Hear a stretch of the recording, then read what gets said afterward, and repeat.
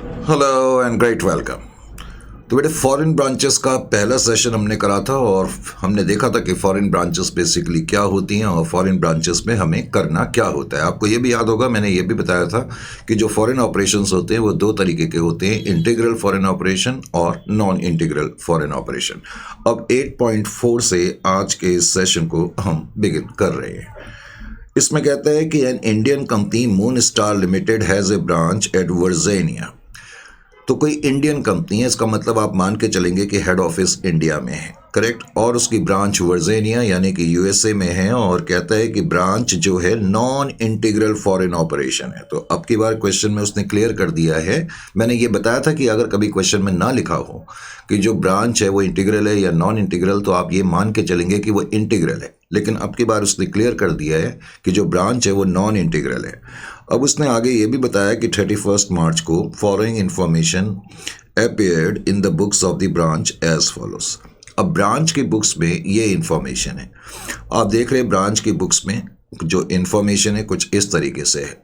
एक तो office equipment दिया हुआ है, फर्नीचर एंड फिक्सचर डॉलर्स में है ये, और उसके बाद ओपनिंग स्टॉक है, परचेजेस हैं, परचेजेस के अलावा सेल्स भी हैं, सेल्स के अलावा goods Saint from head office है। आपको याद होगा मैंने बताया था कि goods Saint from head office को मुझे कन्वर्ट करने के लिए किसी रेट की ज़रूरत नहीं पड़ेगी, क्योंकि इसकी कॉरस्पॉन्डिंग रुपी वैल्यू मेरे पास मौजूद होगी। उसके अलावा क्वेश्चन में फिर एक्सपेंसेस दिया हुआ है, और एक्सपेंसेस के अलावा क्वेश्चन में जैसा कि आप देख रहे हो कि हेड ऑफिस अकाउंट दिया है। आपको ये भी याद होना चाहिए, मैंने कहा इसकी भी कॉरस्पॉन्डिंग इन्फॉर्मेशन हमारे पास मौजूद रहती है, तो इसको भी कन्वर्ट करने की हमें ज़रूरत नहीं पड़ेगी। आगे क्वेश्चन में कुछ और आइटम भी दिए हुए हैं। डेटर से 9,600, क्रेडिटर से 6,800 के, और कैश एट बैंक में 2,400 है। अब जरा देखें नीचे क्वेश्चन में क्या कहता है कि फर्दर इंफॉर्मेशन। अब जो फर्दर इंफॉर्मेशन तुम्हें इस क्वेश्चन में अभी तक मौजूद है, क्वेश्चन में कहता है कि सैलरीज आउटस्टैंडिंग $400 है।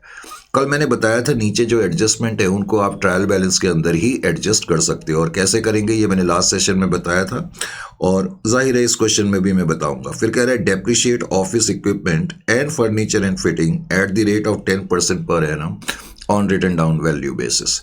अब वो कह रहा है कि ऑफिस इक्विपमेंट और फर्नीचर पे मुझे 10% डेप्रिशिएशन अप्लाई करना है। अब देखो ये जो मैं पॉइंट तुम्हें बताने की कोशिश कर रहा था कि हेड ऑफिस ने गुड्स ब्रांच को 15,80,000 रुपए के भेजे हैं।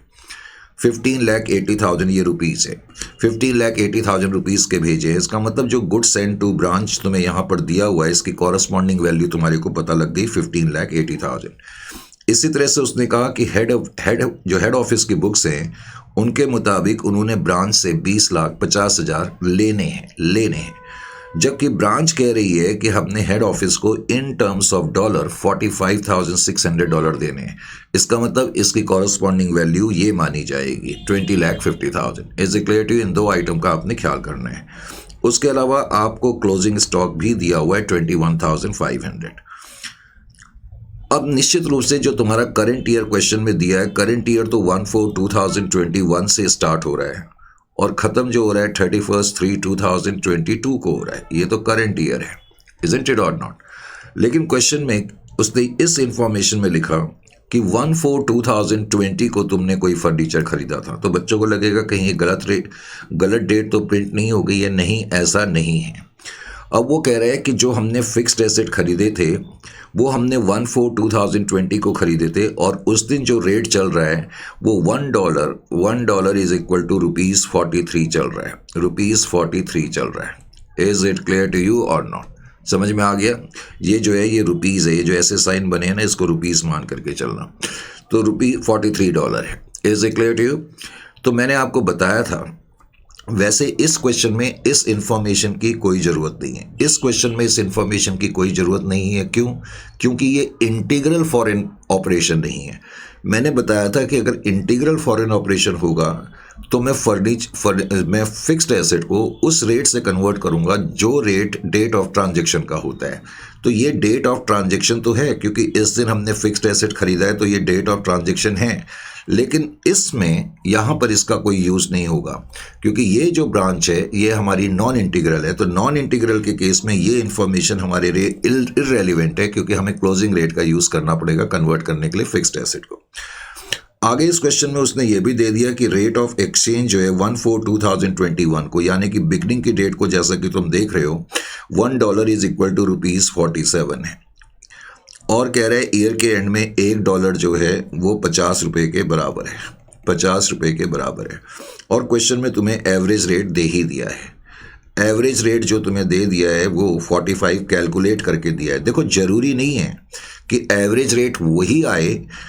अगर मान लो इस क्वेश्चन में एवरेज रेट नहीं दिया होता तब तो मैं opening plus closing divided by 2 कर करके एवरेज रेट निकाल लेता, और उसी एवरेज रेट की मुझे ज़रूरत पड़ती खास तौर से अपने रेवेन्यू नेचर के आइटम्स को कन्वर्ट करने के लिए। लेकिन अगर क्वेश्चन में एवरेज रेट गिवन होगा तो उसी एवरेज रेट का आपने इस्तेमाल करना है। अब क्वेश्चन में उसने लिख दिया कि ट्रायल बैलेंस बनाना है, और उसने लिख भी दिया है कि जो ट्रायल बैलेंस आपको बनाना है उसके अंदर ही आपको एडजस्टमेंट इनकॉर्पोरेट करनी है। एक तो ये, और इस क्वेश्चन में तुमसे ये भी पूछ लिया कि trading and profit and loss account and balance sheet भी आप बना के दिखाओ ब्रांच की इन the books of head office में। तो हेड ऑफिस की बुक्स में मुझे अब की बार trading and profit and loss account भी बनाना है। समझ में आया? तो इस क्वेश्चन को सॉल्व करने के लिए मैं क्या करूँगा, तो फटाफट आप भी तैयार हो जाएं। फिर अगर आप अच्छी तरह से समझना चाहते हैं, थोड़ी सी मेहनत करोगे तो तुम्हारे लिए ही फायदेमंद होगा। Is it clear to you? तो क्वेश्चन को सॉल्व करने के लिए जस्ट वेट एक सेकेंड, ये बीच में कुछ बॉक्सेस आ जाते हैं। चले जी, तो सबसे पहले इस क्वेश्चन को हम सॉल्व करते हैं, जो कि क्वेश्चन नंबर है 8.4। 8.4 में क्या कहता है, इसको समझने के लिए हमें क्या करना होगा, let's have a look over here. पहले तो इस क्वेश्चन में जो खास बात है वो ये, आपको ये ध्यान रखना होगा इस क्वेश्चन में कि एक तो ये नॉन इंटीग्रल फॉरेन ऑपरेशन का केस है। ऐसे लिखने की जरूरत नहीं है, लेकिन मैं तुम्हें समझाने के लिए यहां पर लिख रहा हूं। नॉन इंटीग्रल फॉरेन ऑपरेशन का ये केस है। पहले तो आप ये चीज अपने ध्यान में रखें। Is it clear to you? Number 1, मैंने आपको बताया था कि अगर नॉन इंटीग्रल फॉरेन ऑपरेशन का केस है, और अभी भी मैंने आपको बताया था, उस केस में जो फिक्स्ड एसेट होते हैं वो क्लोजिंग रेट के हिसाब से कन्वर्ट होंगे। Fixed asset shall be converted as per closing rate, जबकि इंटीग्रल फॉरेन ऑपरेशन के केस में फिक्स्ड एसेट को हम जो है वो डेट ऑफ ट्रांजेक्शन के हिसाब से कन्वर्ट करते हैं। Fixed asset shall be converted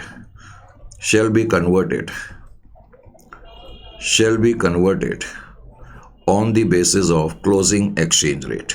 तो क्लोजिंग एक्सचेंज रेट के हिसाब से हम उनको कन्वर्ट करेंगे, on the basis of closing exchange rate.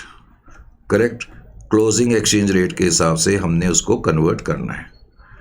ये पॉइंट मैं तुम्हें बता ही चुका हूँ। कभी भी जब एग्जामिनेशन में आप सॉल्व करें तो पहले ही एक्सचेंज रेट को इस तरह से लिख ले, जैसा मैंने अभी तुम्हें बताया भी था, लेकिन फिर मैं एक बार दोबारा बता देता हूँ। जो तुम्हारा अकाउंटिंग ईयर है, बिगनिंग की डेट उसकी 1/4/2021 है। उससे क्या होता है कि बार बार देखना नहीं पड़ता, और क्लोजिंग डेट जो है वो 31/3/2022 है। अब जैसा कि मैंने अभी तुम्हें बताया था, जो एक्सचेंज रेट है बिगनिंग का $1 इज इक्वल टू ₹47 है। इसको ऐसे कहीं अलग से नोट कर करके पहले ही रख लो। उसके अलावा जो क्लोजिंग एक्सचेंज रेट है वो 50 का है, $1 इज इक्वल टू 50, और हमें एवरेज रेट भी उसने दिया हुआ है, और एवरेज रेट जो है वो 45 का है। एवरेज रेट जो है वो 45 रुपीज़ का है। तो रेट्स भी हमने अच्छी तरह नोट कर करके रख लिए। Is it clear to you? अब हम अपना मेन सॉल्यूशन करते हैं। अब मेन सॉल्यूशन हमें क्या करना है, इन द बुक्स ऑफ, जो कंपनी का नाम है, इन द बुक्स ऑफ, क्या नाम था, मून स्टार था, इन the books of moon star. जो कंपनी है, पहले तो आप ये लिखे मून स्टार, और मून स्टार जो है वो इंडिया में लोकेटेड है। करेक्ट? तो इन the books of moon star में, यानी कि हेड ऑफिस की बुक्स में, आप पहले तो लिखोगे branch office trial balance, branch office trial balance in the reporting currency, यानी कि अब आप उसको रिपोर्टिंग करेंसी में कन्वर्ट करेंगे, और रिपोर्टिंग करेंसी जाहिर है कि रुपी है, in the reporting currency. Correct? In the reporting currency,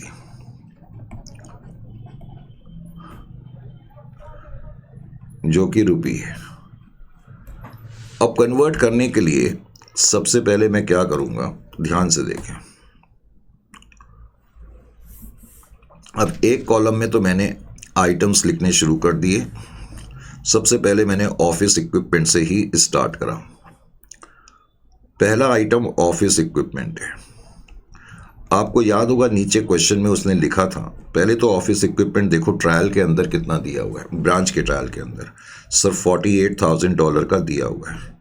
office equipment $48,000 का तुम्हें दिया हुआ है ऑलरेडी, करेक्ट। $48,000 का तुम्हें दिया हुआ है। अब नीचे एक एडजस्टमेंट थी, उसने कहा था कि इसको हमें डेप्रिशिएट करना है 10% से, तो मैंने 10% डेप्रिशिएशन इसमें अप्लाई करा, तो 10% कितना आ जाएगा, 4,800 आ जाएगा, 4,800। Is it clear to you? अब 4,800 जो आ जाएगा तो मैंने इसको डेबिट के कॉलम में लिख दिया, यानी कि डेप्रिशिएशन के बाद 43,200 का ऑफिस इक्विपमेंट है, ये कहा जा सकता है, नंबर 1।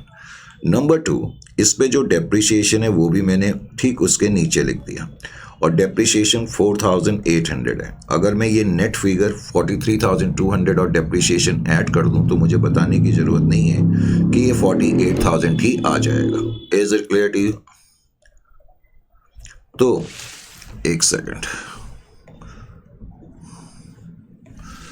तो ये जो डेबिट बैलेंसेस हैं डॉलर्स में हैं, डेबिट क्रेडिट जो भी हैं ब्रांच के अभी।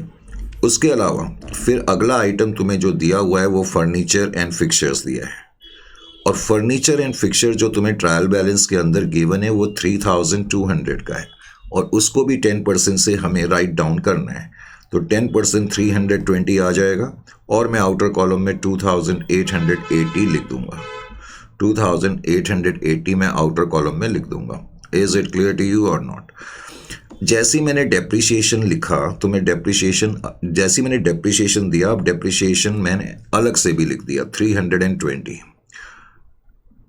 तो ट्रायल के अंदर ही मैंने डेप्रिशिएशन की एडजस्टमेंट कर दी, कहने का मतलब ये है। Is it clear to you? उसके अलावा ओपनिंग स्टॉक है। ओपनिंग स्टॉक जो है वो 22,400 का है, उसको भी आपने लिख लिया 22,400। ओपनिंग स्टॉक के बाद फिर तुम्हें क्वेश्चन में परचेजेस गिवन थी, तो परचेजेस भी आपने लिख ली।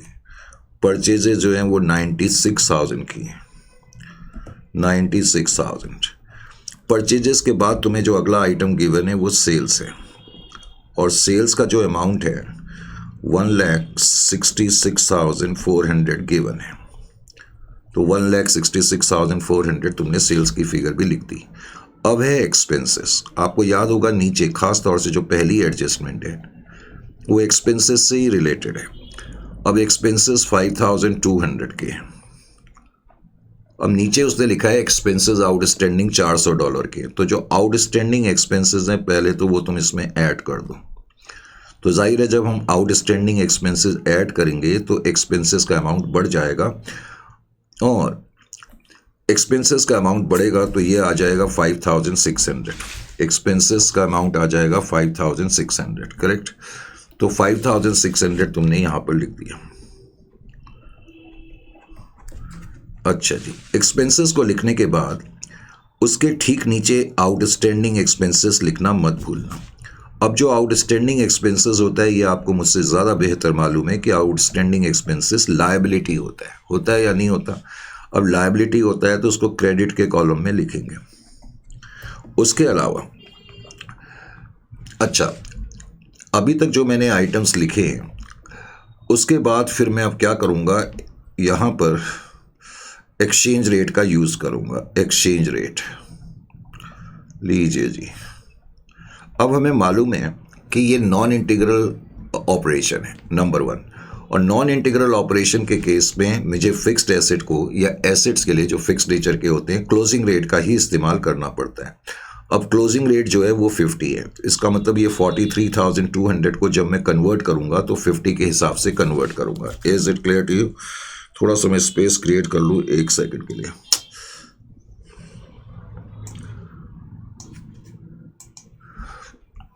तो यहां पर मैंने लिखा डेबिट। अब ये जो फिगर्स हैं ये रुपये में आएंगे। जब हम एक्सचेंज रेट लिखेंगे जिसमें कन्वर्ट कर रहे होते हैं वही करेंसी लिखी जाती है। इसके नीचे अगर आप लिखना चाहते हैं तो लिखना जरूरी नहीं है। अब 43,200 को 50 से आप मल्टीप्लाइड करेंगे तो ये आ जाएगा 21,60,000, करेक्ट। इसी तरह 4,000 मैंने ये भी बताया था कि जो रेट आपने फिक्स्ड एसेट के लिए यूज करा है वही रेट डेप्रिसिएशन के लिए भी यूज करना है। Is it clear to you? इसलिए 50 का ही यूज डेप्रिसिएशन के लिए भी करेंगे। 4,800 को 50 से मल्टीप्लाई करेंगे तो 2,40,000 आ जाएगा। Is it clear to you? उसके अलावा जस्ट वेट, उसके अलावा अगला आइटम हमने जो लिखा था फर्नीचर एंड फिक्चर्स लिखा हुआ है। और फर्नीचर एंड फिक्चर भी फिक्स्ड एसेट है तो इसलिए इसमें भी 50 का रेट अप्लाई होगा और डेबिट के कॉलम में इंडियन करेंसी में 1,44,000 रुपीज़ आपको लिखने पड़ेंगे। इस पे जो डेप्रिसिएशन है उस पर भी 50 रुपीज़ अप्लाई होगा और 16,000 आप लिख देंगे। Is it clear to you? 320 into 50। फिर 22,400 जो कि ओपनिंग स्टॉक है, इस पे मुझे ओपनिंग रेट अप्लाई करना पड़ेगा जो कि 47 है। तो 10,52,800 ये फिगर आपके सामने आ जाएगी। उसके अलावा परचेजेस है 96,000 की, उसको मैं एवरेज रेट, क्योंकि ये रेवेन्यू नेचर का आइटम है, 45 से मल्टीप्लाइड कर दूंगा 43,20,000। उसके अलावा सेल्स हैं, सेल्स भी एवरेज रेट से कन्वर्ट करी जाएंगी क्योंकि ये भी रेवेन्यू नेचर का आइटम है, 74,88,000।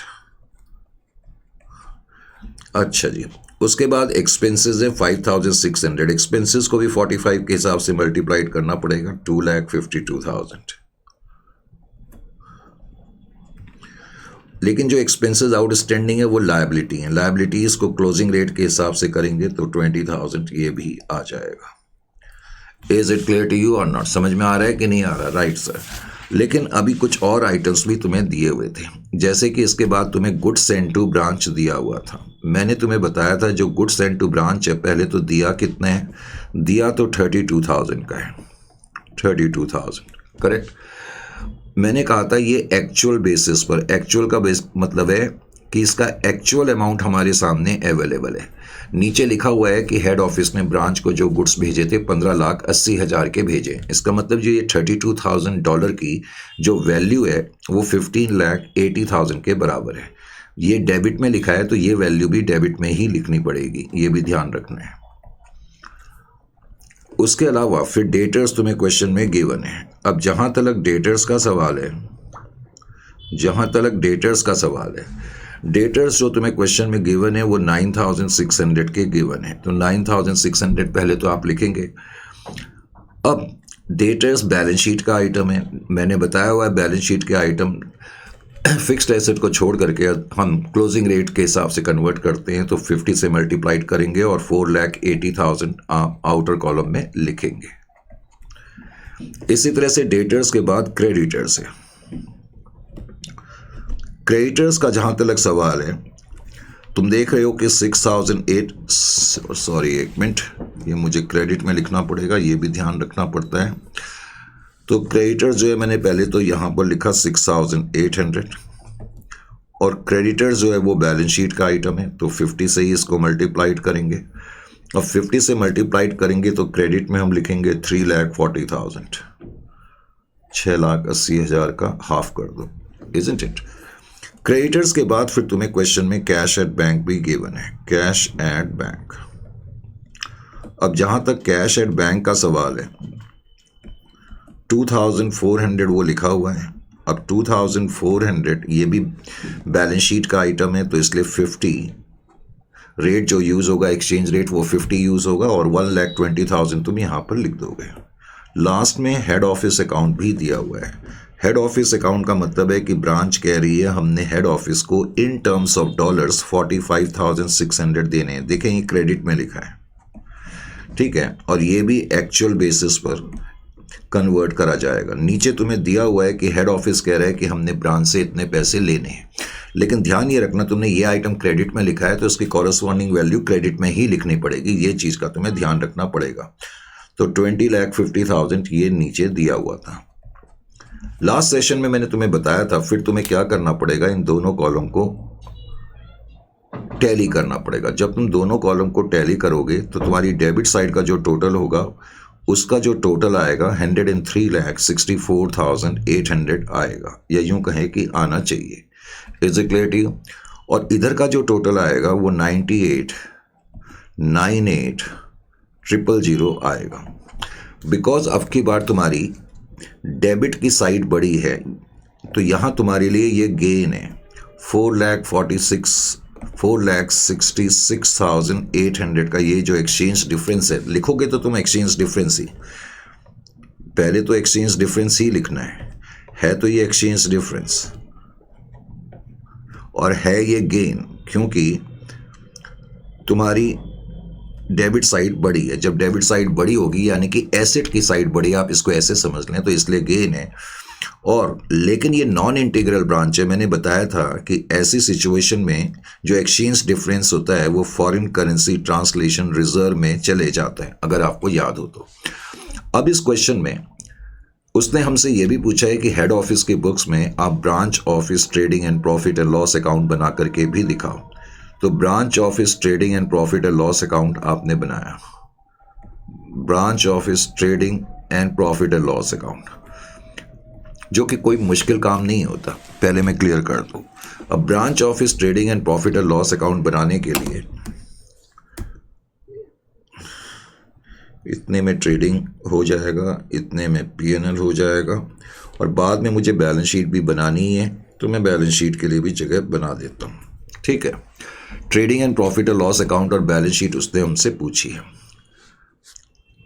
अब आप क्या करेंगे, जब ये trading and profit and loss account बनाएंगे तो ध्यान ये रखना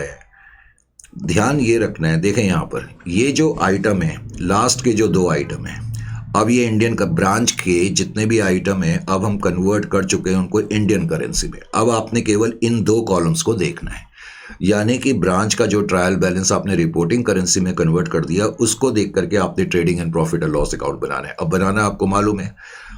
अब ध्यान ये रखना, और मैंने पहले भी बताया हुआ है कि ट्रायल बैलेंस के आइटम की पोस्टिंग हमेशा एक ही बार होती है। जैसे कि पहला आइटम फिक्स्ड एसेट है, ये कहाँ लिखेंगे सर? ये बैलेंस शीट में लिखेंगे, एसेट साइड की तरफ लिख देंगे 21,60,000।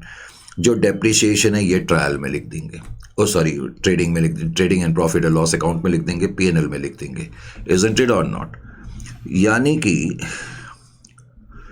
ये आइटम मैं कहाँ लिख दूंगा? Trading and profit and loss में। इसी तरह से ये जो आइटम है फर्नीचर एंड फिक्सचर, ये मैं कहाँ लिख दूंगा सर? ये तो मैं बैलेंस शीट में लिखूंगा। Depreciation trading and profit and loss account में चला जाएगा। ओपनिंग स्टॉक जो है वो ट्रेडिंग में आ जाएगा। उसके अलावा परचेजेस भी ट्रेडिंग में आ जाएंगी, सेल्स भी ट्रेडिंग में आ जाएंगी। एक्सपेंसेस आप पीएनएल अकाउंट में लिख देंगे 2,52,000, और जो ये आउटस्टैंडिंग एक्सपेंसेस है ये लायबिलिटी साइड में आप लिख देंगे। Goods send to branch, because ये अगर कभी कंफ्यूजन हो जाए तो इतना याद रखना कि ये डेबिट में लिखा है तुमने, तो डेबिट के कॉलम में लिखोगे ट्रेडिंग अकाउंट में। डेटर्स हैं ये एसेट साइड में आ जाएंगे, क्रेडिटर्स लायबिलिटी में आ जाएंगे। उसके अलावा कैश एट बैंक आपको दिया हुआ है तो कैश एट बैंक कहाँ लिखेंगे? कैश एट बैंक एसेट में लिखेंगे। और ये हेड ऑफिस अकाउंट है, और ये कौन सी साइड में दिया हुआ है? ध्यान से देखें, कौन सी साइड में? क्रेडिट में है ना ये, तो इसको बैलेंस शीट में बाद में हम लायबिलिटी साइड में लिख देंगे। Is it clear to you? अच्छा जी, अब कैसे करेंगे? इसका मतलब जो मैंने ये मार्क करें ये तो बैलेंस शीट में आएंगे। उसके अलावा जो मैंने छोड़ दिए हैं, मैंने कौन कौन से आइटम अभी छोड़े हैं, जैसे कि एक तो डेप्रिसिएशन है, ये डेप्रिसिएशन है, उसके अलावा ओपनिंग स्टॉक है, परचेजेस हैं, उसके अलावा सेल्स है, उसके अलावा एक्सपेंसेस हैं, उसके अलावा गुड्स सेंड टू ब्रांच है।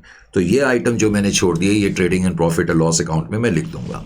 तो पहले मैंने trading and profit and loss account ही बनाया, तो मैंने यहाँ पर लिखा कि ओपनिंग स्टॉक इंडियन करेंसी में वो 10,52,000 का है, तो 10,52,000।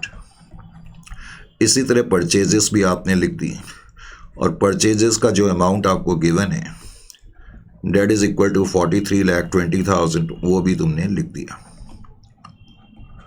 क्वेश्चन में सेल्स भी मौजूद थी, तो सेल्स भी आपने लिख दी 74,88,000। 74,88,000। उसके अलावा गुड्स सेंड टू ब्रांच है। मैंने कहा कन्फ्यूज़न हो जाए तो इतना ध्यान रखना कि ये डेबिट में दिया है तो डेबिट में ही आएगा। ट्रायल के आइटम की पोस्टिंग हमेशा एक ही बार होती है। 15,80,000। Closing stock. अच्छा जी, इस क्वेश्चन में अभी तक हमने क्लोजिंग स्टॉक को कन्वर्ट ही नहीं करा है। आपको याद है क्लोजिंग स्टॉक एडजस्टमेंट पे दिया हुआ था। उसने कहा ब्रांच के पास जो क्लोजिंग स्टॉक पड़ा हुआ है वो $21,000 का पड़ा है, तो उसको मैं इंडियन करेंसी में अब कन्वर्ट करूंगा। ये एडजस्टमेंट में दिया हुआ था, तो $21,000 को ये क्लोजिंग स्टॉक है तो क्लोजिंग वैल्यू 50 से मैं मल्टीप्लाइड करूंगा तो 10,75,000 आ जाएगा। बाद में जब ये बैलेंस शीट में भी आएगा क्योंकि ये स्टॉक जो है वो एडजस्टमेंट में दिया हुआ है। उसके बाद आप जो हैं अपना ग्रॉस प्रॉफिट कंप्यूट कर लेंगे। आपका ग्रॉस प्रॉफिट जो आ जाएगा, या यूं कहें कि आना चाहिए, देखो मुझे नेट आंसर याद ही रहते हैं, कई बार नहीं रहते तो फिर मैं कैलकुलेट करता हूँ। एनीवे 16,10,200 आपका ग्रॉस प्रॉफिट आना चाहिए। वो आप ज़रूर चेक करा करें, मैं बार बार कहते रहता हूँ। उसके बाद ग्रॉस प्रॉफिट ब्रॉड डाउन आप करेंगे। ग्रॉस प्रॉफिट ब्रॉड डाउन आप करेंगे तो 16,10,200 रुपये की फिगर आपने लिख दी। उसके अलावा इस क्वेश्चन में एक तो डेप्रिसिएशन था, और डेप्रिसिएशन भी जो था, एक तो डेप्रिसिएशन ऑन ऑफिस इक्विपमेंट था, O/E ऑफिस इक्विपमेंट 2,40,000, और उसके अलावा फर्नीचर एंड फिटिंग्स पे था। फर्नीचर एंड फिटिंग्स पे डेप्रिसिएशन जो था वो 16,000 था। उसके अलावा एक्सपेंसेस थे। एक्सपेंसेस की कन्वर्टेड अमाउंट जो थी वो 2,52,000 की थी। ये चीज़ें आपको दी हुई थी। अब आप आसानी से नेट प्रॉफिट निकाल सकते हैं। तो आपका जो नेट प्रॉफिट आ जाएगा that will be equal to 11,02,200। ये आपका नेट प्रॉफिट भी आ गया। अपने नेट प्रॉफिट को हासिल करने के बाद अब जो आइटम बच गए हैं वो बैलेंस शीट में आ जाएंगे। अब बैलेंस शीट के अंदर आप लिख देंगे ऑफिस इक्विपमेंट। ऑफिस इक्विपमेंट की वैल्यू 21,60,000 की है। ऑफिस इक्विपमेंट के बाद फर्नीचर एंड फिटिंग्स या फर्नीचर एंड फिक्चर्स जो भी हैं 1,44,000 के, उसको भी आप यहाँ पर लिखेंगे। उसके अलावा फिर क्वेश्चन में क्लोजिंग स्टॉक दिया हुआ है जो कि अभी अभी हमने कन्वर्ट करा था। क्लोजिंग स्टॉक की जो कन्वर्टेड वैल्यू निकली थी वो 10,75,000 की थी। वो बैलेंस शीट में भी आएगा। उसके अलावा डेटर्स हैं। अब जहां तक डेटर्स का सवाल है 4,80,000 के डेटर्स हैं। और इस क्वेश्चन में जैसा कि आपने देखा कैश एट बैंक भी था, इजंट इट और नॉट? तो कैश एट बैंक भी आप लिखेंगे, कैश एट बैंक। और कैश एट बैंक का जो कन्वर्टेड अमाउंट था वो 1,20,000 था, तो 1,20,000 वो भी आप लिखेंगे। अब मुझे याद नहीं आ रहा बैलेंस शीट का टोटल, वो आप कर लेना। करेक्ट। उसके अलावा ऑपोजिट साइड में सबसे मेन आइटम देखो जो आपने लिखना है। मैंने अभी बताया था कि जो हेड ऑफिस अकाउंट है ट्रायल के अंदर, last item head office account, उसमें क्रेडिट बैलेंस है। और इसका मतलब है ब्रांच ने इतना पैसा, क्योंकि ब्रांच के लिए तो लायबिलिटी है, ब्रांच ने इतना पैसा हेड ऑफिस को देना है। पहले तो इसको यहां पर लिखो 20,50,000। Is it clear to you? अब ध्यान ये रखना है जो तुम्हारा नेट प्रॉफिट निकला वो नेट प्रॉफिट तुमने यहां पर ऐड कर देना है। जो तुम्हारा नेट प्रॉफिट निकला है 11,02,200 जो अभी हमने कंप्यूट करा था, ये ब्रांच का नेट प्रॉफिट है। लेकिन ब्रांच ने ये नेट प्रॉफिट भी तो हेड ऑफिस को ही देना है ना, ब्रांच तो वो हमारी है। तो इसका मतलब अब ब्रांच ने टोटल पैसा है जो देना है वो 31,52,200 का हेड ऑफिस को देना है। Is it clear to you और नॉट? ये इसका मतलब है। उसके अलावा क्वेश्चन में आपको याद होगा क्रेडिटर्स भी थे, तो क्रेडिटर्स जो थे वो 3,40,000 के थे। और एक और आइटम था आउटस्टैंडिंग एक्सपेंसेस, और आउटस्टैंडिंग एक्सपेंसेस जो था वो 20,000 रुपये का था। अब लास्ट में बस तुमने एक आइटम का ख्याल करना है, और वो मैं रेड पेन से इसीलिए लिख रहा हूँ, वो है foreign currency translation reserve. Foreign currency, इसको तुम शॉर्ट फॉर्म में लिख सकते हो क्योंकि अधिकतर शॉर्ट फॉर्म में ही लिखा जाता है। फॉरेन करेंसी ट्रांसलेशन रिजर्व, जो तुम्हारा गेन था, अगर वो लॉस होता तो फिर तुम एसेट में लिखते। नॉन इंटीग्रल ब्रांचेस के अंदर जो एक्सचेंज डिफरेंस होता है वो फॉरेन करेंसी ट्रांसलेशन रिजर्व में चले जाता है। Is it clear to you? ये ध्यान रखना। और ये अमाउंट तुम्हारा जो निकला था, मैं भूल गया कितना निकला था, 4,66,800,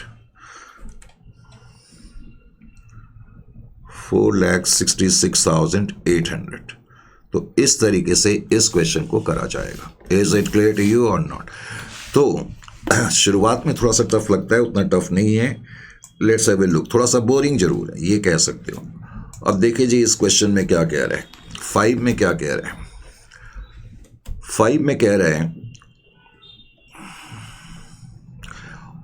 On 31st December 2020, following balances appeared in the books of Chennai branch of an English firm having its head office in New York.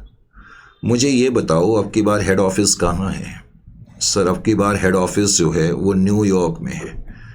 अब की बार हेड ऑफिस जो है वो न्यूयॉर्क में है। न्यूयॉर्क कहाँ पर है? यूएसए में है। यहाँ की करेंसी क्या है? डॉलर है। इसका मतलब अब की बार रिपोर्टिंग करेंसी डॉलर है। और वैसे भी उसने लिखा है कि the following balances appeared in the books of Chennai branch, और इस हेड ऑफिस की जो ब्रांच है वो चेन्नई में है। ब्रांच जो है वो चेन्नई में है, जिसको हम किसी टाइम पे मद्रास कहते थे। Is it clear to you और नॉट?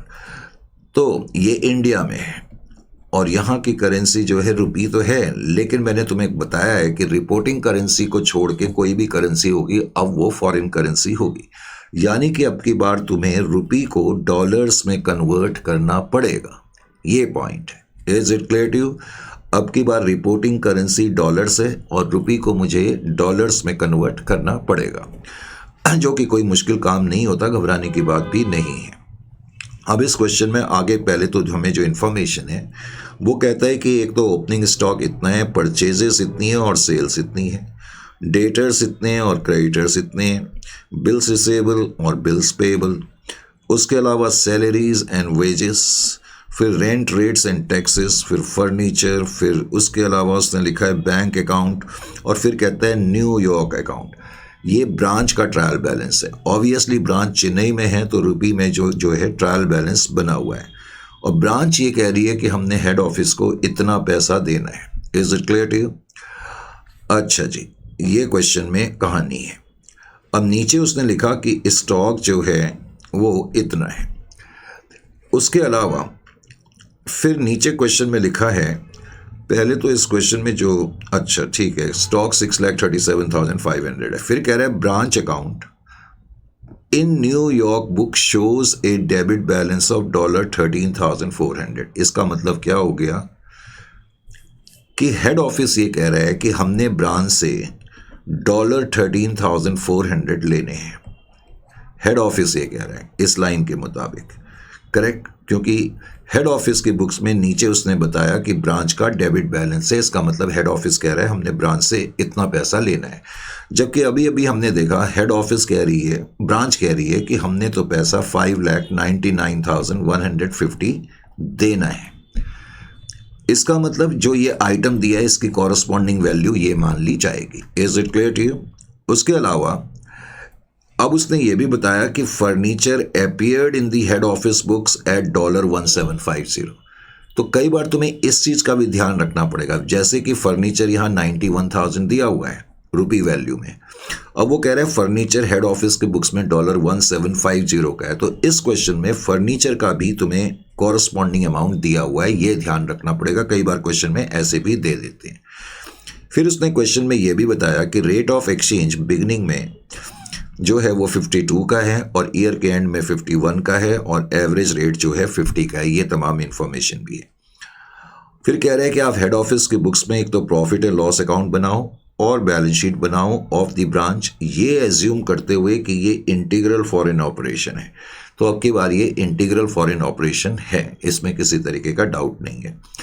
अब मैं कैसे करूँगा इसको करने के लिए, जाहिर है कि अभी शुरुआती क्वेश्चन से मुझे तुम्हें कराना पड़ेगा अच्छी तरह से। लीजिए जी,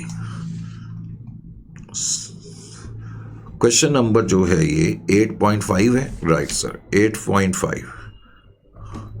अब 8.5 जो ये क्वेश्चन है, तो इस क्वेश्चन में पहला पॉइंट तो आपने नोट कर ही लिया कि ये इंटीग्रल फॉरेन ऑपरेशन का केस है। ये इंटीग्रल फॉरेन ऑपरेशन का केस है, करेक्ट। दूसरा पॉइंट आपने क्या नोट करना है, मैंने कहा पहले तो ये मालूम होना चाहिए कि इंटीग्रल फॉरेन ऑपरेशन के केस में जो एक्सचेंज डिफरेंस आता है वो प्रॉफिट एंड लॉस अकाउंट में जाता है। और मैंने कहा कि हमेशा रेट्स को आप कहीं अलग से लिख लिया करें, करेक्ट। रेट्स को लिखने का कारण ये होता है कि बार बार फिर कंफ्यूजन नहीं होती। जैसे कि ओपनिंग एक्सचेंज रेट जो है वो इस क्वेश्चन में $1 इज इक्वल टू ₹52 दिया हुआ है। फिर उसके अलावा क्लोजिंग एक्सचेंज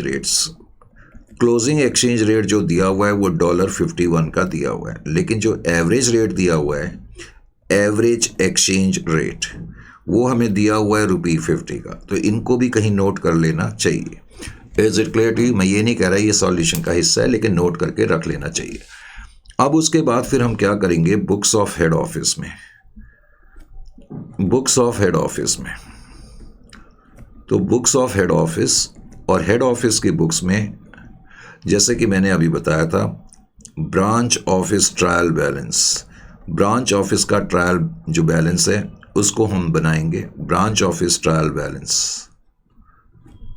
लेकिन अब जो हम इसको बनाएंगे वो रिपोर्टिंग करेंसी में बनाएंगे, इन रिपोर्टिंग करेंसी या इन डॉलर्स, तुम डायरेक्टली ऐसे भी लिख सकते हो।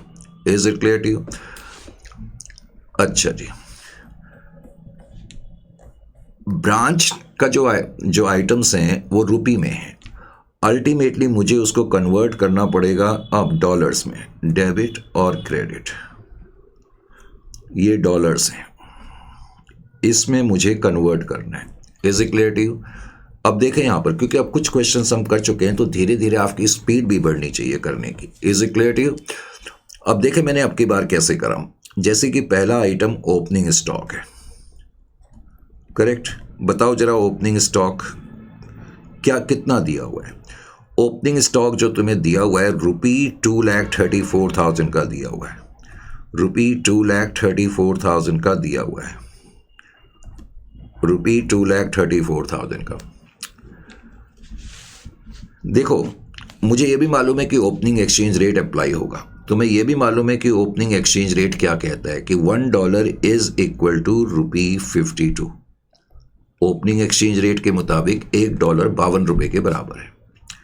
अब ये जो वैल्यू है ये रुपी वैल्यू है, 2,34,000, यानी कि अगर ₹52 है तो ₹1 डॉलर है, और अगर इतने रुपए हैं तो कितने डॉलर होंगे। तो अब की बार मुझे क्या करना पड़ेगा, 2,34,000 इंटू 1 डिवाइडेड बाई 52।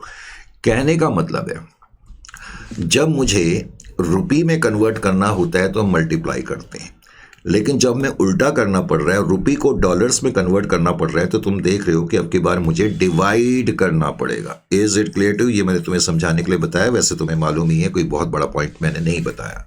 तो अब की बार मैं इसको डिवाइड कर रहा हूँ 52 से। Is it clear to you? मैंने 52 से डिवाइड करा तो 2,34,000 को 52 से डिवाइड करेंगे तो ये इन टर्म्स ऑफ डॉलर 4,500 आ जाएगा। Is it clear to you? समझ में आ गया? इसी तरह से अगला आइटम जो है परचेजेस है। अगला आइटम परचेजेस है।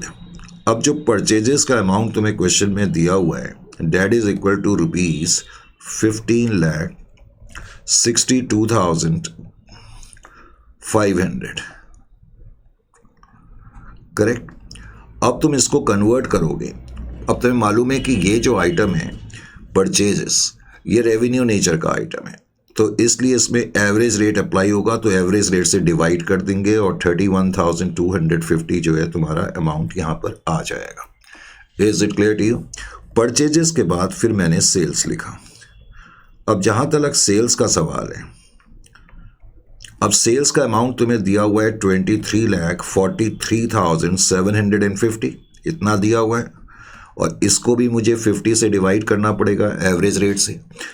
डिवाइड करने के बाद जो आ जाएगा, तो क्रेडिट में लिखना मत भूलना 46,875, क्योंकि ये सेल्स है। अब ये इतने डॉलर्स में आ गया। सेल्स के बाद फिर डेटर्स तुम्हें क्वेश्चन में गिवन है, तो डेटर्स को तुमने देखा। अब जहाँ तक डेटर्स का सवाल है, डेटर्स जो है ₹7,65,000 के, 7,65,000 के। अब डेटर्स बैलेंस शीट का आइटम है। बैलेंस शीट के आइटम क्लोजिंग रेट के हिसाब से कन्वर्ट होते हैं या नहीं होते हैं, और क्लोजिंग रेट जो है वो 51 है। तो 51 से तुम इसको डिवाइड कर दोगे और 7,65,000 को करोगे तो ये आ जाएगा आपका जी 15,000। 15 ही आना चाहिए, फिर भी चेक कर लेना, 15,000। डेटर्स के बाद फिर क्रेडिटर्स। अब जहाँ तक क्रेडिटर्स का सवाल है, क्रेडिटर्स जो हैं वो 5,10,000 के हैं। क्रेडिटर भी बैलेंस शीट का आइटम है। अगर बैलेंस शीट का आइटम है तो इसको भी 51 से डिवाइड करना पड़ेगा। 51 से तुम डिवाइड करोगे तो ये आ जाएगा तुम्हारा एग्जैक्टली 10,000। करेक्ट, 10,000 ये आ जाएगा। क्रेडिटर्स के बाद फिर बिल्स रिसीवेबल भी है। बिल्स रिसीवेबल जो है वो ₹2,04,000 के, 2,04,000। उसको तुमने डिवाइड करना है क्लोजिंग रेट से 51 से। 51 से डिवाइड करेंगे, 51 इंटू 4 204 होता है ना, तो 4,000, तो ये 4,000 आ जाएगा। उसके अलावा बिल्स पेबल भी दिया हुआ है। बिल्स पेबल तुम्हें दिया है ₹1,78,500 का, तो 1,78,500 पहले तो आप लिखें। ये भी बैलेंस शीट का आइटम है, इसको भी 51 से आपको डिवाइड करना पड़ेगा।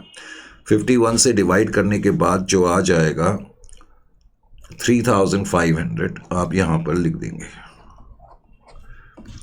उसके बाद बिल्स पेबल के बाद फिर क्वेश्चन में सैलरी एंड वेजेस तुम्हें दिया हुआ था, तो सैलरी एंड वेजेस मैंने ऐसे लिख दिया, salary and wages. Salary and wages तुम्हें 1,00,000 रुपए की गिवन है, लेकिन इस पे जो रेट अप्लाई होगा वो एवरेज रेट अप्लाई होगा, तो इसलिए ये 2,000 यहाँ पर आ जाएंगी। उसके अलावा रेंट रेट्स एंड टैक्सेस है, मैंने शॉर्ट में RRT लिख दिया, रेंट रेट्स एंड टैक्सेस। अब रेंट रेट्स एंड टैक्सेस जो तुम्हें क्वेश्चन में गिवन है 1,06,250 के गिवन है। करेक्ट, उसको मैं कन्वर्ट करूंगा और डिवाइड करूंगा 50 से, तो यहाँ पर मैं लिखूंगा 2125। उसके अलावा तुम्हें बैंक का बैलेंस है, बैंक बैलेंस। अब जो बैंक का बैलेंस है, बैंक का जो बैलेंस है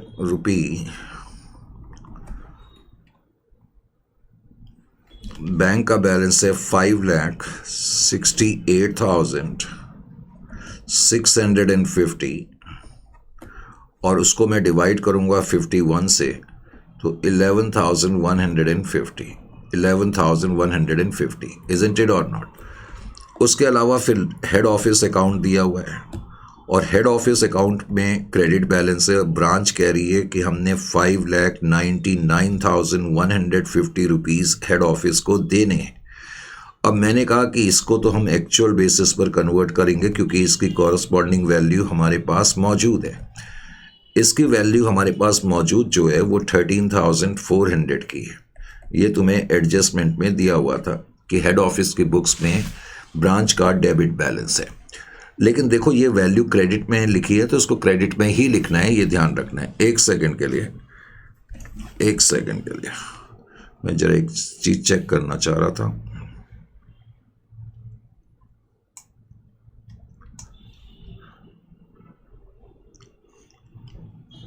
अच्छा, मैंने फर्नीचर नहीं लिखा हुआ अभी तक, यही मुझे डाउट हो रहा था कि फर्नीचर का अमाउंट शायद मैंने अभी तक नहीं लिखा है।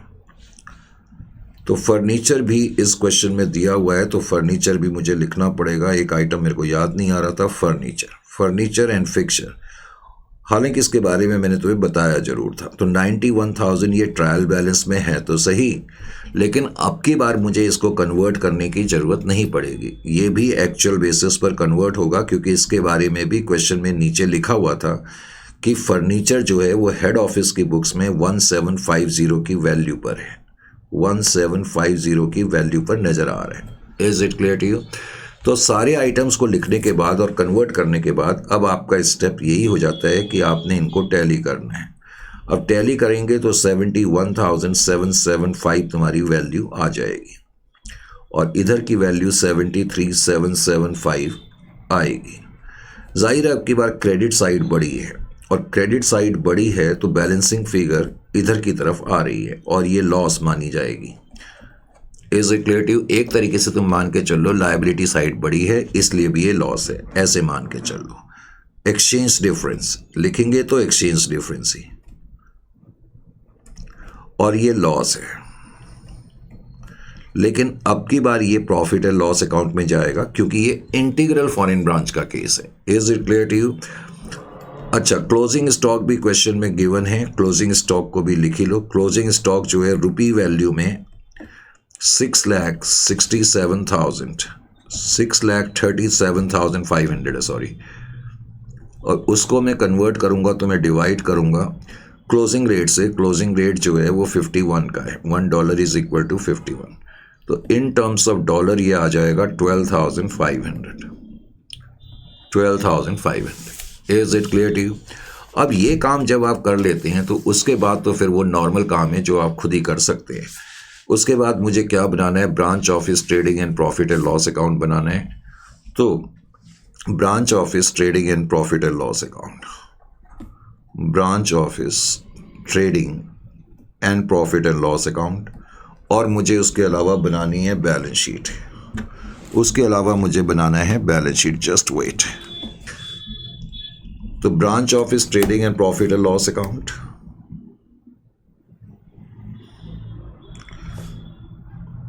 और उसके अलावा बैलेंस शीट। अब जैसा कि कुछ लम्हा पहले मैंने बनाई थी, बस फ़र्क ये है कि ये जो बनेगी डॉलर्स में बनेगी। अब हमने जो ये ट्रायल बैलेंस कन्वर्ट कर दिया है डॉलर्स में, आपने बस लास्ट के इन 2 कॉलम्स को देखना है, correct.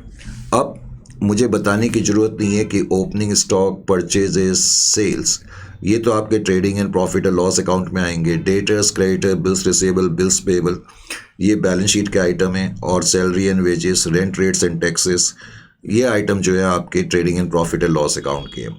Is it clear to you? तो उसके अलावा जो बच गए वो बैलेंस शीट में आपको लिखने पड़ेंगे। तो इस क्वेश्चन में जो ओपनिंग, पहले तो ये जो अब बन रहा है डॉलर्स में बन रहा है, तो opening stock in terms of dollar जो हमने अभी अभी निकाला वो $4,500 है। इसी तरह हम लिखेंगे परचेजेस, ज़्यादा आइटम नहीं है परचेजेस। अब परचेजेस का जहाँ तक सवाल है 31,250 हमने कन्वर्ट करा था डॉलर्स में।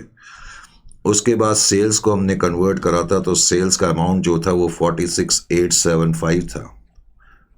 और अभी अभी नीचे हमने क्लोजिंग स्टॉक कन्वर्ट करा है, तो 12,500 क्लोजिंग स्टॉक है, और क्लोजिंग स्टॉक बैलेंस शीट में लिखना भूलना नहीं है बाद में। तो इस क्वेश्चन में कोई डायरेक्ट एक्सपेंस नहीं है, तो ग्रॉस प्रॉफिट आपका 23,625 आ जाएगा। मैंने कहा फिर ये तो फॉर्मेलिटी है, ये खुद भी करी जा सकती है। उसके अलावा फिर ग्रॉस प्रॉफिट हम लिखेंगे, और ग्रॉस प्रॉफिट का अमाउंट जो है वो 23,625 है। और इस क्वेश्चन में सैलरी एंड वेजेस था। सैलरी एंड वेजेस लिखा है इसलिए मैं पीएनएल में लिख रहा हूँ, अगर वेजेस एंड सैलरी होता तो मैं ट्रेडिंग में लिख देता। इन टर्म्स ऑफ डॉलर ये 2,000 है। उसके अलावा रेंट रेट्स एंड टैक्सेस हैं। रेंट रेट्स एंड टैक्सेस का अमाउंट जो है 2125 का है, कन्वर्टेड फिगर। और उसके अलावा अब तुम्हें ध्यान ये रखना पड़ेगा, जो हमारा एक्सचेंज डिफरेंस आया था और वो लॉस था, तो एक्सचेंज डिफरेंस आपको यहाँ पीएनएल अकाउंट में डेबिट लिखना पड़ेगा। समझ में आया? ये इंटीग्रल फॉरेन ब्रांच का केस है। इंटीग्रल के केस में एक्सचेंज डिफरेंस यहाँ पर आएगा। एक्सचेंज डिफरेंस जो हमारा निकला था 2000 था, कितना था? 2000 था। तो एक्सचेंज डिफरेंस 2000 हमने यहाँ पर लिख के ख़त्म कर दिया। उसके बाद हम अपना नेट प्रॉफिट अब निकाल सकते हैं। तो नेट प्रॉफिट हमारा जो आ जाएगा that will be equal to 17,500। कितना आ जाएगा? 17,500। ये नेट प्रॉफिट आ जाएगा। Is it clear to you? उसके अलावा फिर मैं बैलेंस शीट बनाऊंगा। अब जितने भी आइटम बच गए वो सब आप बैलेंस शीट में लिख देंगे। एक तो फर्नीचर एंड फिक्चर है, तुम्हें मालूम ही है कि उसकी जो डॉलर्स में वैल्यू है वो इतनी है, ये सब डॉलर्स में बन रहा है। फिर हमने उसके बाद क्लोजिंग स्टॉक जो था वो 12,500 है, 12,500। उसके बाद डेटर्स जो हैं वो 15,000 के हैं। डेटर्स के बाद बिल्स रिसीवेबल हैं, बिल्स रिसीवेबल 4,000 के हैं। बिल्स रिसीवेबल के बाद फिर बैंक है 11,150 के, 11,150 का बैंक का बैलेंस है। करेक्ट। सबसे पहले तो हेड ऑफिस अकाउंट लिख लें। हेड ऑफिस के अकाउंट में क्रेडिट बैलेंस है क्योंकि ब्रांच ने पैसे देने हैं और वो हमने देखा था 13,400 कन्वर्टेड वैल्यू थी उसकी। और जो आपका नेट प्रॉफिट निकला वो नेट प्रॉफिट इसमें ऐड करना भूलना नहीं है। 17,500 अभी आपने नेट प्रॉफिट निकाला था, तो 17,500 आप इसमें ऐड करोगे और आउटर कॉलम में आ जाएगा ये 30,900। और उसके अलावा क्रेडिटर्स आपके 10,000 के हैं, तो क्रेडिटर्स 10,000 लिखा। बिल्स पेबल है आपका 3,500, तो बिल्स पेबल भी आपने लिख दिया।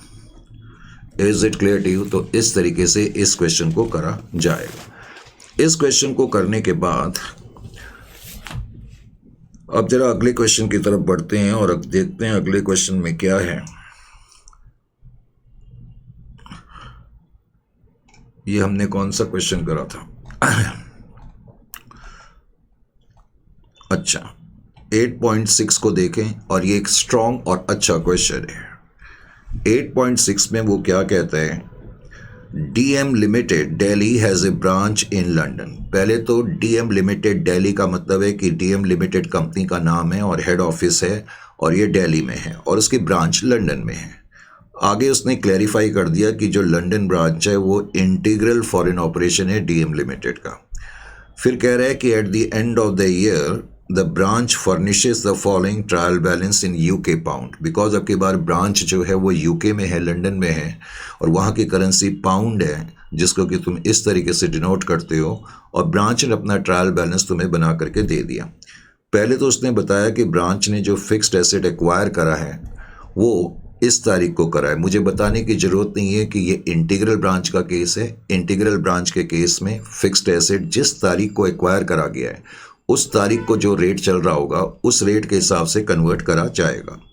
फिर स्टॉक तुम्हें दिया हुआ है, ये ओपनिंग रेट के हिसाब से आप करोगे। गुड्स फ्रॉम हेड ऑफिस दिया है, मुझे ये भी बताने की ज़रूरत नहीं है कि इसकी कॉरस्पॉन्डिंग वैल्यू मौजूद होगी क्वेश्चन में। एक्सपेंसेस हैं, डेटर्स क्लोजिंग रेट के हिसाब से, एक्सचेंज एवरेज रेट के हिसाब से एक्सपेंसेस, क्रेडिटर्स भी क्लोजिंग रेट के हिसाब से करेंगे, कैश एट बैंक भी। हेड ऑफिस अकाउंट, ब्रांच कह रही है कि हमने हेड ऑफिस को इतने पाउंड देने हैं, 22,800 पाउंड्स हमने देने हैं। उसके अलावा तुम्हें क्वेश्चन में दिया हुआ है परचेजेस का अमाउंट जो है वो 12,000 है और फिर सेल्स का अमाउंट भी गिवन है 96,000। यहाँ तक कोई प्रॉब्लम नहीं है क्वेश्चन में जो मेन पॉइंट है वो ये है। अब वो कह रहा है इन दी बुक्स ऑफ हेड ऑफिस की बुक्स में जो ब्रांच अकाउंट नज़र आ रहा है वो इस तरीके का नज़र आ रहा है। अब हेड ऑफिस ने ब्रांच का अकाउंट बनाया होगा तो उस अकाउंट में क्या नज़र आ रहा है देखें। एक तो कह रहा है 2 ओपनिंग बैलेंस ब्रॉट डाउन, यानी कि करंट ईयर के स्टार्ट होने पर, जब करंट ईयर का स्टार्ट हो रहा है तो ब्रांच अकाउंट में 2 बैलेंस ब्रॉट डाउन का मतलब है कि हेड ऑफिस कह रहा है हमने ब्रांच से 20,10,000 रुपये लेने हैं। या इसको यूं कह लो कि जब लास्ट ईयर ख़त्म हुआ होगा तो हेड ऑफिस ने ब्रांच से 20,10,000 रुपये लेने थे, इसलिए करंट ईयर की बिगनिंग में बैलेंस ब्रॉट डाउन के रूप में 20,10,000 लिखा गया है, जो ये शो कर रहा है कि हेड ऑफिस ने ब्रांच से इतने पैसे लेने हैं। अब दूसरा पॉइंट, हेड ऑफिस ने ब्रांच को इस साल 49,26,000 के गुड्स भेजे, तो इसलिए अब हेड ऑफिस कह रहा है कि हमने ब्रांच से इतना पैसा लेना है। अब यहाँ एक और पॉइंट इंपॉर्टेंट है, तुम्हें ये पता लग गया, देखें ये गुड्स फ्रॉम हेड ऑफिस यहाँ पर लिखा हुआ है 64,000। अब तुम्हें ये पता लग गया कि इस 64,000 की कॉरस्पॉन्डिंग वैल्यू ये है। जो गुड्स हमने भेजे हैं ब्रांच ने उसको अपने पास रिकॉर्ड कराया 64,000 पाउंड पर, और उसकी कॉरस्पॉन्डिंग रुपी वैल्यू तुम्हें यहाँ पर मौजूद है। Is it clear to you और नॉट? समझ में आ गया? उसकी कॉरस्पॉन्डिंग रुपी वैल्यू मौजूद है। अब क्या है, इस साल के शुरू होने पर हेड ऑफिस ने ब्रांच से इतने पैसे लेने थे, इतने रुपए के गुड्स और भेजे तो टोटल इतना पैसा लेना है। लेकिन कुछ पैसा ब्रांच ने हमें दे दिया होगा, 52,16,000 हमने बाई कैश लिखा है। इसीलिए मेन पॉइंट है ये कि ईयर के एंड में, इसका मतलब ईयर के एंड में हेड ऑफिस कह रहा है कि हमने ब्रांच से इतने पैसे लेने हैं। ईयर के एंड में हमने ब्रांच से इतने पैसे लेने हैं, तो ये कॉरस्पॉन्डिंग वैल्यू किसकी निकल आएगी? इसकी निकल आएगी, हेड ऑफिस अकाउंट की। ब्रांच कह रही है कि हमने इन टर्म्स ऑफ पाउंड्स 22,800 रुपीज़ आपको देने, और हेड ऑफिस कह रहा है इन टर्म्स ऑफ रुपी हमने इतना लेना है। तो हम ये मान के चलेंगे 22,800 पाउंड की वैल्यू 17,20,000 है। तो इस अकाउंट से तुम्हें इस चीज़ का पता लग गया कि corresponding values good send to branch की कितनी है और कॉरस्पॉन्डिंग वैल्यू जो है हेड ऑफिस अकाउंट की कितनी है। Is it clear to you? अब उसने ये भी बताया कि जो फिक्स्ड एसेट है उनको डेप्रिशिएट करना है 10% पर एनम के हिसाब से। फिर कह रहा है एक्सपेंसेस आउटस्टैंडिंग है $400 के, फिर उसके अलावा प्रीपेड एक्सपेंसेस भी हैं, और क्लोजिंग स्टॉक भी तुम्हें दिया हुआ है पाउंड्स में। फिर तुम्हें ये एक्सचेंज रेट्स दिए हैं। ये जहाँ ये लिखा हुआ है ना, ये ऐसे जो लिखा है, कई बार क्या होता है कि जब टाइप करा जाता है तो कंप्यूटर उसको कन्वर्ट नहीं कर पाता रुपी वैल्यू में। ये जहाँ भी ऐसे लिखा होगा इसका मतलब, जहाँ भी ऐसे लिखा होगा इसका मतलब ये रुपी है। तो ₹70, 1 pound is equal to ₹70, 1 pound is equal to 76। पहले तो ये जो रेट दिया है 1 अप्रैल 2018 का, जब हमने फर्नीचर खरीदा था, तो फर्नीचर के लिए तो मैं ये रेट अप्लाई करूँगा। और 1 अप्रैल 2021 को उसने बताया कि जो ये बिगनिंग है, ये बिगनिंग का रेट है कि 1 पाउंड इज इक्वल टू 76, और क्लोजिंग रेट ये है 1 पाउंड इज इक्वल टू 77, और एवरेज रेट तुम्हें दिया हुआ है। अब उसने कहा कि आप एक तो trading and profit and loss account बनाएं डॉलर्स में, correct, prepare branch trading and profit and loss account, और कह रहा है convert the trial balance of branch into Indian currency incorporating the adjustment of outstanding and prepaid expenses. कई actually मैं तुम्हें trial balance के अंदर ही एडजस्ट करना क्यों बता रहा हूँ, वो मैं इसलिए बता रहा हूँ, ट्रायल बैलेंस के अंदर ही एडजस्ट करना। कई बार वो एग्जामिनेशन में आपको फोर्स कर देते हैं कि जो एडजस्टमेंट्स हैं उनको आप ट्रायल बैलेंस के अंदर ही इनकॉर्पोरेट कर दें, करेक्ट। तो ये क्वेश्चन है जी, और इस क्वेश्चन को करने के लिए अब हम क्या करेंगे, तो इस क्वेश्चन को अब करते हैं। लीजिए जी, ये है आपका क्वेश्चन नंबर 5.6, इजंट इट? और मैंने कहा सॉरी 8.6, 5.6 कहाँ से आ गया बीच में, 8.6। तो 8.6 जो क्वेश्चन है, इस क्वेश्चन के भी जो मेन पॉइंट हैं वो यही है कि एक तो ये इंटीग्रल फॉरेन ऑपरेशन का केस है, क्वेश्चन में लिखा ही हुआ था। दूसरा मैंने बताया था कि रेट्स को आप अच्छी तरह से एनालाइज कर लिया करें। क्वेश्चन में जो डेट्स दी हैं उसके मुताबिक ईयर का एंड 31/3/2022 को है, और ईयर की जो बिगनिंग है वो 1/4/2021 की है, और क्लोजिंग रेट जो हमें दिया हुआ है 1 पाउंड इज इक्वल टू ₹77, और बिगनिंग का रेट जो हमें दिया हुआ है 1 पाउंड इज इक्वल टू ₹76, और उसके अलावा हमें जो एवरेज रेट दिया हुआ है that is equal to 1 pound is equal to ₹75। ये तो हमें रेट दिए ही हैं। उसके अलावा जिस तारीख को हमने फर्नीचर ख़रीदा उस तारीख का रेट भी हमारे सामने है। उसने बताया कि फ़र्नीचर हमने 1/4/2018 को ख़रीदा है, और उस दिन जो रेट चल रहा है 1 पाउंड इज़ इक्वल टू ₹70। पहले तो ये चीज़ें क्वेश्चन में तुम्हें दी हुई हैं। Is clear to you? अब सबसे पहले तो जब हम सॉल्यूशन करेंगे in the books of head office में, in the books of head office, अब in the books of head office में जाहिर है कि ब्रांच ऑफिस का ट्रायल बैलेंस हम बनाएंगे। ब्रांच ऑफिस ट्रायल बैलेंस अब ब्रांच ऑफिस का जो ट्रायल बैलेंस बनेगा वो रिपोर्टिंग करेंसी में बनेगा और रिपोर्टिंग करेंसी अब की बार रुपी है। बैलेंस इन रिपोर्टिंग करेंसी और डायरेक्टली तुमने लिख दिया इन रुपी, करेक्ट। अच्छा जी,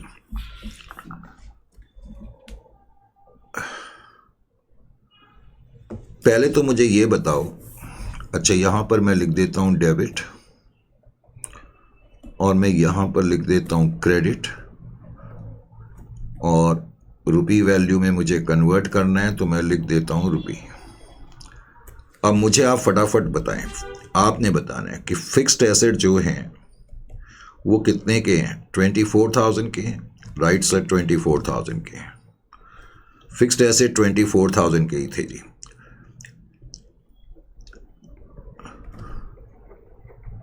24,000 के फिक्स्ड एसेट थे। अब नीचे उसने लिखा था कि फिक्स्ड एसेट को 10% से डेप्रिशिएट करना है, तो 2,400 मैंने इसमें से माइनस कर दिया। माइनस करने के बाद जो नेट वैल्यू बच गई वो 21,600 की बच गई। Is it clear to you?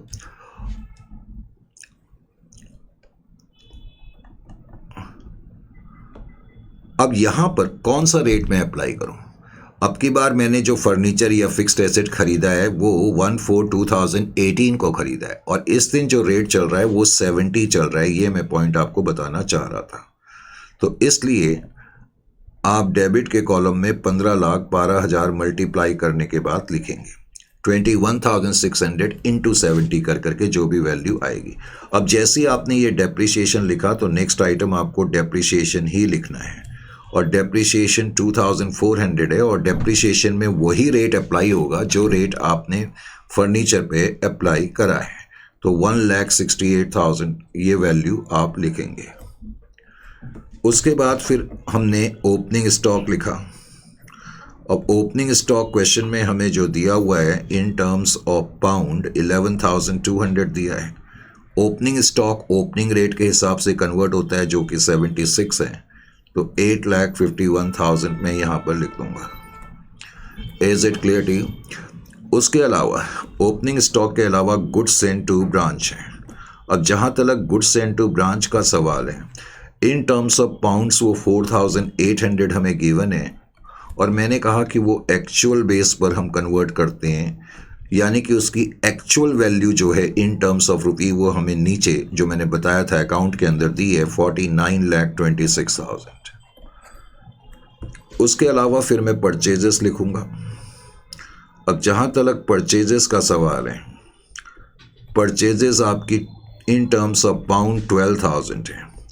Purchases पे एवरेज रेट अप्लाई होगा, बताने की अब जरूरत नहीं होनी चाहिए क्योंकि ये रेवेन्यू नेचर का आइटम है।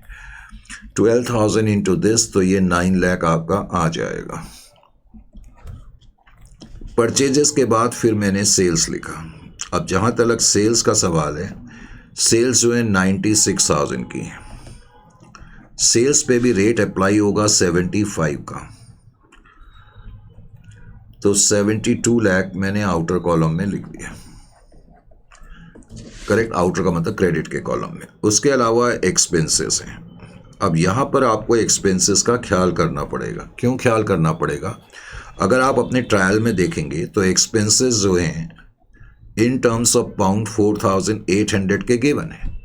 अब नीचे उसने एक तो लिखा था कि एक्सपेंसेस आउटस्टैंडिंग, तो आउटस्टैंडिंग एक्सपेंसेस तो मैंने ऐड कर दिया। देखो आउटस्टैंडिंग का मतलब ये क्लोजिंग आउटस्टैंडिंग है, करेक्ट। तो 400 तुमने ऐड कर दिया और उसके अलावा कुछ प्रीपेड हैं, तो प्रीपेड आपको माइनस करने पड़ेंगे, तो प्रीपेड आपने माइनस कर दिए। अब प्रीपेड जो है वो 200 के हैं, तो 200 आप माइनस भी करेंगे। 4,800 प्लस 400 5,200 माइनस 200 तो 5,000 ही आ गया। पहले तो ये एक्सपेंस है, एक्सपेंस पे एवरेज रेट अप्लाई होगा, एवरेज रेट 75 है, तो आउटर कॉलम में यानी कि डेबिट के कॉलम में 3,75,000 आपने लिख दिया। अब जो ये आउटस्टैंडिंग एक्सपेंसेस हैं उसको भी आप पहले लिखेंगे।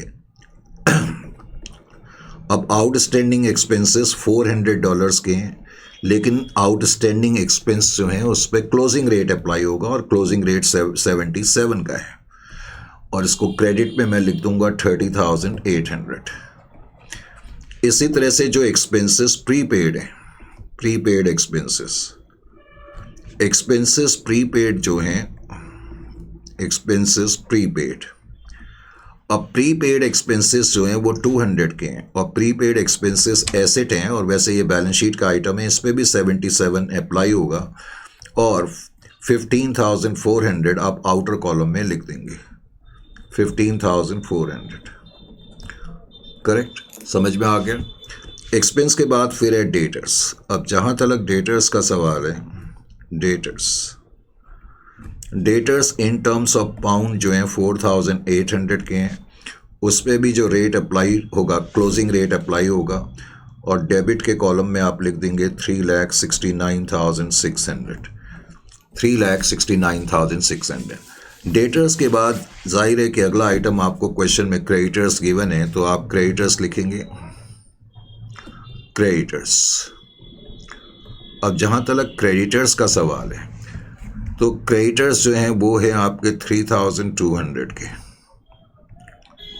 और उस पर भी रेट अप्लाई होगा 77 का, लेकिन कन्वर्टेड अमाउंट आप यहाँ पर लिखेंगे क्रेडिट में 2,46,400।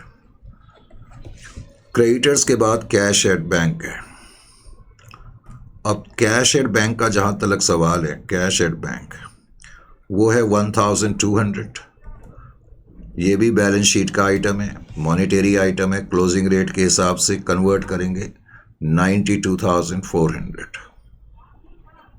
और फाइनली हेड ऑफिस अकाउंट तुम्हें दिया हुआ है, ब्रांच कह रही है कि इन टर्म्स ऑफ पाउंड हमने हेड ऑफिस को 22,800 रुपीज़ देने हैं, लेकिन नीचे जो ब्रांच अकाउंट बना हुआ है ईयर के एंड में हेड ऑफिस कह रहा है कि हमने तो इतना पैसा लेना है 17,20,000। ध्यान ये रखना कि जो ये क्रेडिट का आइटम है तो ये क्रेडिट में ही आएगी कॉरस्पॉन्डिंग वैल्यू, ये ध्यान रखना, बस मिस्टेक ना हो जाए इसमें। अब आप इसको टैली फैली तो खुद भी कर लेंगे कि नहीं, अब वो आपको करना ही पड़ेगा। 92,09,600 करेक्ट, फिर 91,97,200। अब इस केस में बैलेंस डेबिट साइड बड़ी है तो 12,400, ये जो एक्सचेंज डिफरेंस है ये आपके लिए गेन है, तो ये एक्सचेंज डिफरेंस आपका आ गया, एक्सचेंज डिफरेंस।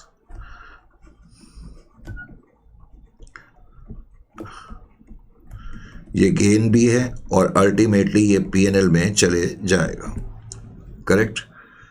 फिर इस क्वेश्चन में branch office trading and profit and loss account मैंने बनाया, ब्रांच ऑफिस, यही क्वेश्चन ने पूछा भी है, branch office trading and profit and loss account. Branch office trading and profit and loss account जब आप बनाएंगे, और जो कि बनाना कोई बहुत बड़ी बात नहीं है,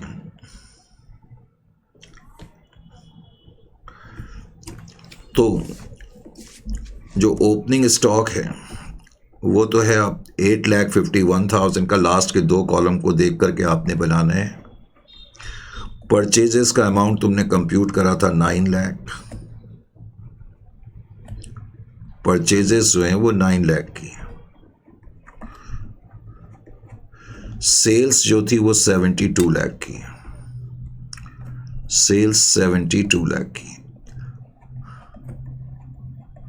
लेकिन क्लोजिंग स्टॉक जो कि नीचे एडजस्टमेंट में दिया था, अभी तक हमने उसको कन्वर्ट नहीं करा है। क्लोजिंग स्टॉक नीचे हमें दिया हुआ है पाउंड 8,000 का। अब ये क्लोजिंग स्टॉक है इसलिए क्लोजिंग रेट में अप्लाई करूंगा, क्लोजिंग रेट ₹77 में अप्लाई करूंगा, तो 8,000 इंटू 77 6,16,000 आ जाएगा। तो इस तरह आप क्लोजिंग स्टॉक की वैल्यू डायरेक्टली भी यहां पर निकाल सकते हैं। करेक्ट। उसके अलावा गुड्स सेंट टू ब्रांच 4926 000। फिर मैं अपना ग्रॉस प्रॉफिट निकालूंगा, ग्रॉस प्रॉफिट आपका आ जाएगा 11,38,800। ग्रॉस प्रॉफिट ब्रॉट डाउन, अब ग्रॉस प्रॉफिट 11,38,800 आपने लिखा। ग्रॉस प्रॉफिट को लिखने के बाद इस क्वेश्चन में एक तो डेप्रिसिएशन था फिक्स्ड एसेट पे, डेप्रिसिएशन ऑन फिक्स्ड एसेट 1,68,000। उसके अलावा एक्सपेंसेस थे 3,75,000। देखो ये 3,75,000 में आउटस्टैंडिंग और प्रीपेड का ट्रीटमेंट हो चुका है, करेक्ट। अब जो आउटस्टैंडिंग एक्सपेंस बैलेंस शीट में आएंगे, प्रीपेड भी बैलेंस शीट में आ जाएंगे, और नेट प्रॉफिट आपका जो आ जाएगा that is equal to 6,08,200। 6,08,200। Is it clear to you और नॉट? समझ में आ गया कि नहीं?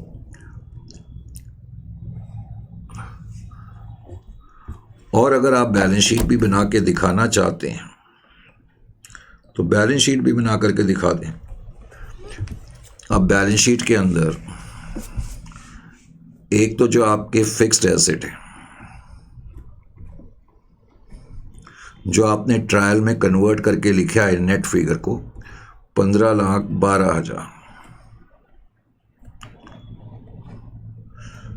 क्लोजिंग स्टॉक अभी अभी हमने कन्वर्ट करा था 6,16,000, 6,16,000, करेक्ट। उसके अलावा डेटर्स हैं, और डेटर्स आपने लिखा, डेटर्स जो हैं 3,69,600। अब जो प्रीपेड एक्सपेंसेस हैं वो एसेट साइड में आएंगे।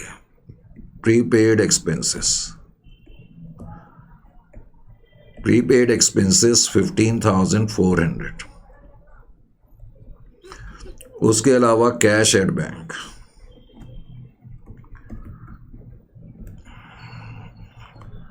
कैश एट बैंक आएगा 92,400,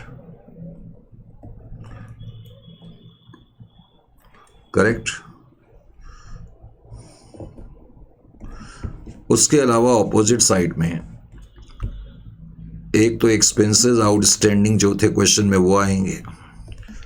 एक्सपेंसेस आउटस्टैंडिंग 30,800 के। एक्सपेंसेस के बाद फिर क्रेडिटर्स हैं, और क्रेडिटर्स जो हैं वो 2,46,400 के। और उसके अलावा फाइनली जो हमारा हेड ऑफिस अकाउंट है इन टर्म्स ऑफ ₹17,20,000 है, और उसमें मुझे नेट प्रॉफिट ऐड करना होता है। तो 23,28,200। तो इस तरीके से आपको ये बनाना होगा। Is it clear to you? मुश्किल नहीं है, लेकिन एट द सेम टाइम अब ये कहा जाए कि ये आसान है तो ऐसा भी नहीं है। अब जो अगला क्वेश्चन है, अगला क्वेश्चन जो है 8.7, correct, 8.7, let's have a look. 8.7 को आप खुद कर सकते हैं बड़ी आसानी से, इसमें मेरे कराने लायक कुछ नहीं है। 8.7 में वो क्या कहता है, On 31st March 2022, following ledger balances have been extracted from the books of Washington branch office. अब जो तुम्हें ये चीज़ें दी हैं, ब्रांच हमारी वॉशिंगटन में है तो डॉलर्स में दी है। अब तुम्हें क्वेश्चन में बस नीचे ये कह रहा है कि ये जो आइटम है आपको कन्वर्ट कर करके दिखाना है, डेट्स ऑल। अब बिल्डिंग दी हुई है, करेक्ट। अब बिल्डिंग दी हुई है। अब इस क्वेश्चन में हमें ये नहीं दिया हुआ, अच्छा इस क्वेश्चन में उसने लिख दिया यहाँ पर for fixed asset as per $42। उसने कहा जो फिक्स्ड एसेट है उसको $42 के हिसाब से करना है, तो बिल्डिंग को आप 42 के हिसाब से कन्वर्ट कर देंगे, यानी कि इसमें 42 का रेट अप्लाई कर देंगे। तो ये तो खुद करा जा सकता है। ओपनिंग स्टॉक में ओपनिंग रेट अप्लाई हो जाएगा इनटू 46। बस इसमें सिर्फ इनको कन्वर्ट करके दिखाना है। कैश एंड बैंक बैलेंसेस जो हैं उसको मैं क्लोजिंग रेट के हिसाब से कर दूंगा। क्लोजिंग रेट 50 का दिया हुआ है तो इनटू 50। परचेजेस जो हैं एवरेज रेट के हिसाब से हो जाएगा, एवरेज रेट 48 दिया हुआ है। सेल्स भी एवरेज रेट के हिसाब से हो जाएगी। कमीशन रिसिट्स ये वैसे इनकम है और ये भी 48 के हिसाब से होगी। डेटर्स क्लोजिंग रेट है तो क्लोजिंग रेट आपका 50 है, 50 के हिसाब से हो जाएगी, और क्रेडिटर्स जो है वो भी 50 के हिसाब से होगा। बस आपने कुछ नहीं करना है, क्वेश्चन सिर्फ ये कह रहा है कि आप इनको कन्वर्ट कर करके दिखाओ। तो मुश्किल से 2-3 मार्क का क्वेश्चन है। अब उसके बाद जो अगला क्वेश्चन है 8.8, करेक्ट, ये थोड़ा सा टफ क्वेश्चन है। तो 8.8 की शुरुआत हम करेंगे, लेकिन नेक्स्ट सेशन में करेंगे। फिलहाल इस सेशन के लिए इतना काफ़ी है। ठीक है, मिलते हैं नेक्स्ट सेशन में।